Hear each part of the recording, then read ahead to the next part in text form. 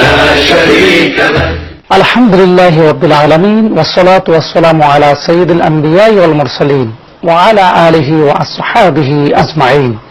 কাছে দূরে, দেশে এবং প্রবাসে যে প্রান্তে থেকে বসে পরাজি হাসপাতাল লিমিটেডের সৌজন্যে হজ বিষয়ক অনুষ্ঠান সত্যের সন্ধানে উপভোগ করছেন সকলকে জানাচ্ছি আন্তরিক শুভেচ্ছা। সুপ্রিয় দর্শক, আমরা প্রতিটি পর্বে একটি নির্দিষ্ট বিষয় নিয়ে আলোচনা করে থাকি। তারই ধারাবাহিকতায় আজকে আমাদের আলোচনার বিষয় হল হজ্জে মাবরুর। এই গুরুত্বপূর্ণ বিষয়ের উপরে আলোচনা রাখার জন্য আমাদের স্টুডিওতে উপস্থিত হয়েছেন দুজন সম্মানিত আলেম দ্বীন। আমি তাদেরকে আপনাদের সাথে পরিচয় করিয়ে দিচ্ছি। আমার ডান দিকে রয়েছেন মাওলানা মোল্লা নাজিমউদ্দিন। আসসালামু আলাইকুম ওয়া রাহমাতুল্লাহি ওয়া বারাকাতুহু। আমার বাম দিকে রয়েছেন মাওলানা শাখাওয়াত হোসেন। আসসালামু আলাইকুম ওয়া রাহমাতুল্লাহি ওয়া বারাকাতুহু।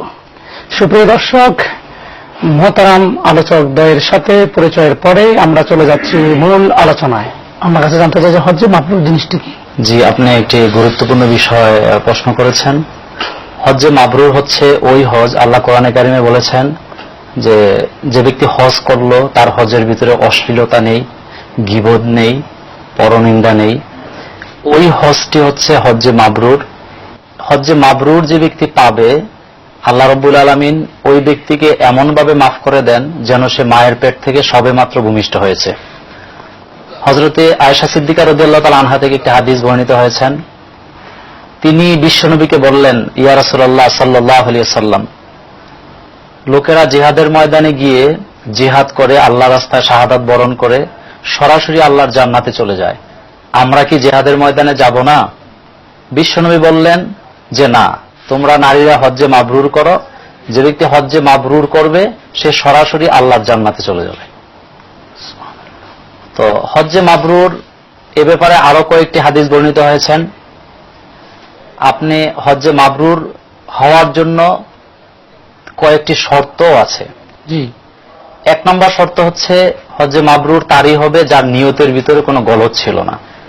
হজটি সে শুধুমাত্র আল্লাহর জন্যই করেছেন। মহান রব্বুল আলামিন কোরআনে কারিমের ভিতরে বলেছেন, আতিমুল হাজ্জা ওয়াল উমরাতা লিল্লাহ, তোমরা হজ এবং উমরা এই দুটি আল্লাহর জন্যই করো।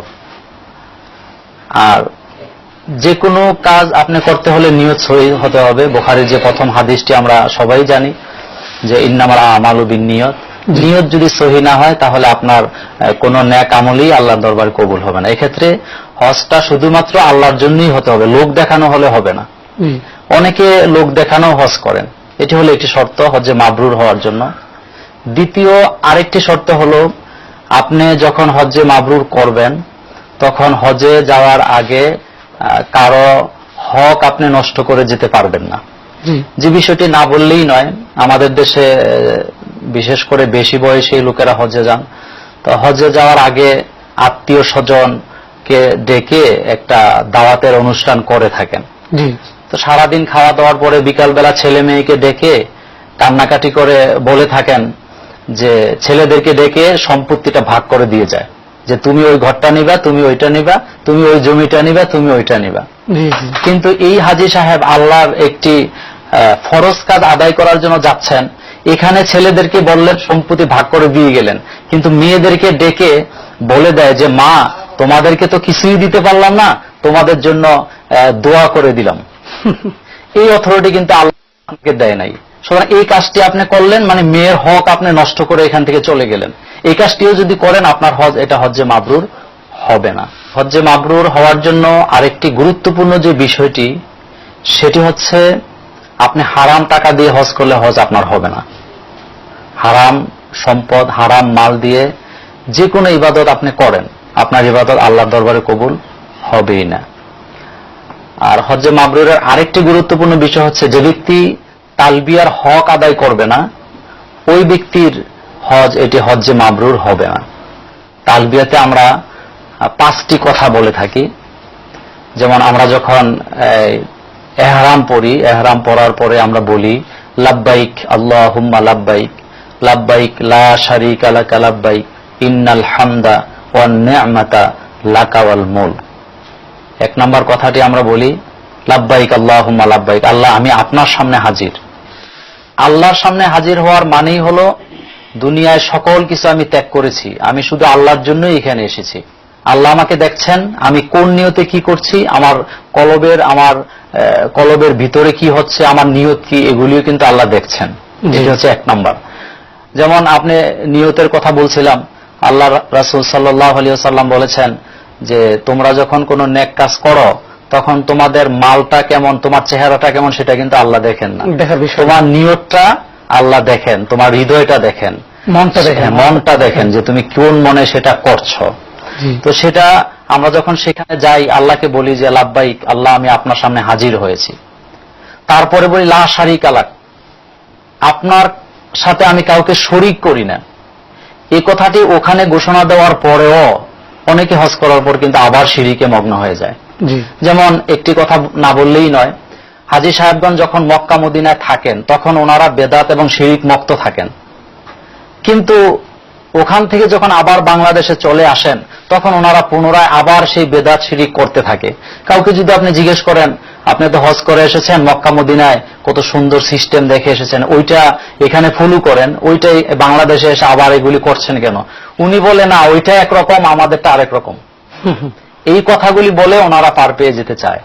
অথচ সেখানে আপনি ঘোষণা দিয়ে আসছেন আমি আল্লাহর সাথে কাউকে শরীক করব না, শরীক করি না, লা শারীকা লাক। তারপরে 3 নম্বর একটি কথা বলছি আমরা, ইন্নাল হামদা, নিশ্চয়ই সকল প্রশংসা আল্লাহর জন্য। এখানে আপনি ঘোষণা দিচ্ছেন আল্লাহ ছাড়া আমি কারো প্রশংসা করছি না। কারো প্রশংসা আপনি করতে পারবেন না, কোন পীর, কোন খাজা, কোন নেতা, কারো প্রশংসা আপনি আল্লাহ ছাড়া করতেই পারবেন না। যেমন সূরা ফাতিহা আমরা প্রথমেই বলেছিলাম আলহামদুলিল্লাহি রাব্বিল আলামিন, সকল প্রশংসা শুধুমাত্র ওই আল্লাহর জন্য যিনি সমস্ত জাহানের প্রতিপালক।